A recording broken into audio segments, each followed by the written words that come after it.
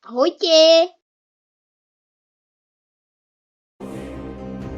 Takže, dobrý deň, vítam vás na mojom videjku a tuto vám ukážem, čo budem natáčať a toto je zoznamovací video.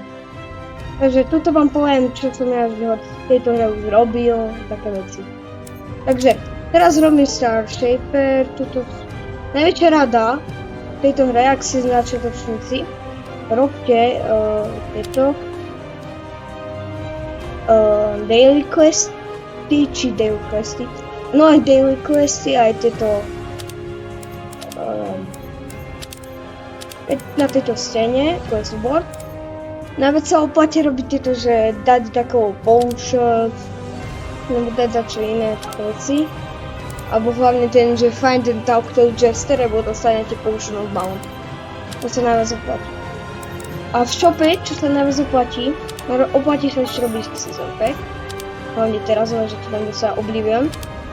A ešte aj tento device. Strašne dobrý. A čo tam najviac oplatí v shope je Merchant Teleporter, ten je lacný a dokonca dobre sa oplatí. Hlavne VIPčka a Quick Roll. Invisible Gear a Starter Pack nie je taký dobrý. Invisible Gear sa hodí skôr na natáčanie videí, napríklad to aj ja teraz používam. Alebo Starter Pack iba na takých, že kde ste začiatočníci a nechcete trápiť dlho času.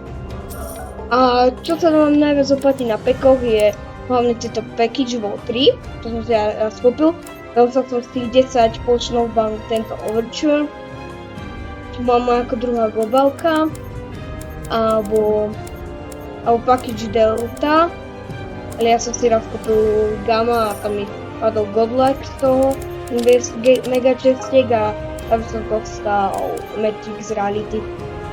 Takže najmenej sa vám oplatí kupovať je ten Season Pass, to si môžete radšej kúpiť toto. Package Delta nie. Halloween Package Wall 3, lebo tuto môžete dostať aj 400 Rage Potion, aj 400 Zombie Potion, 10 Potion, 2 Oblivion, 2 Pumpkins Bob. A toto sa menej oplatí, lebo tu dostanete iba 2 Obliviony a nič iné. No a potom akože jeden ešte Pumpkins Bob a jeden Heavenly tam môžete dostať, ale príliš dlho trvá, kým to zrobíte, takže podľa mňa sa to neoplatí, ale ak by ste to chceli akože dobre, takže takedy sa to oplatí, keď grindíte hlavne tieto boss raidy. A tie sa tiež oplatia. Moja prvá globálka bola 100 miliónka, a.k.a. Toto bola moja prvá globálka, Matrix Reality. Mal som už 655 000 roliek, mal som a teraz mám 1 914 000. A moja druhá globálka bola Overture, čo som rovnú tento mesiac 22. oktobra. Čo som mal 1 500 050 roliek, a.k.a. tak približne. A to som mal akoby 1 000 000 viacej roliek a prešlo 6 mesiacov. Teraz robím hlavne ten Star Shaper. Najviac sa vám oplatí za začiatku robiť najprv tie Jackpot, Gauntlet a také veci, Polish Device. A keď máte, tak zrobte si hlavne Hologrammer. Potom by som zrobil na vašom mieste Ragnaroker, čo ja už mám zakúpiť celý, len je teba Zeusy a Hadesy, čo je najťažšie asi podľa mňa na tom. Poseidony sú ľahké, aj Hadesy, len podľa mňa ten Zeus je najťažší, lebo to nepadá. To sa oplatí vám našporiť veľa na voľný potion a povolal by som ich cez updaty. Tam dávajú 2 exo. A potom keby ste to tak zrobili, tak by som skočil na ten Dark Shaper Star Shaper. A ešte predtým než Hologrammer a tak. A Ragnaroker by som si zrobil Gravitational, ten je dosť dobrý na to, že je taký ľahký. A potom by som išiel na ten Star Shaper, Dark Shaper. Strašne dobré, máte veľký lag, všetko. A tento Star a hlavne Neuralizer potom a potom Polite Core. S tým Neuralizerom to bude ľahké, lebo Iba tu problém budú tie Magnetic Siderium a Solarky, inak tie Permafrosty, JT a tak. Nebudú problém s tým Neuralizerom, ale Neuralizer dáva veľa lag, takže bude vám veľa padať tisícky. A Magnetic a také sú tisícky, takže Magnetic a Siderium. Hlavne vám odporúčam na tie Solarky v tomto Polite Core alebo Dark Shader Lunarky, alebo Star Shaper Lunarky aj Solarky. By som vám odporúčal tento Rune of Eclipse, môžete ho dostať v Daily Shope. A toto je asi koniec tohto videa. Na budúce video bude ako začať začiatočník, poradím vám tam rady.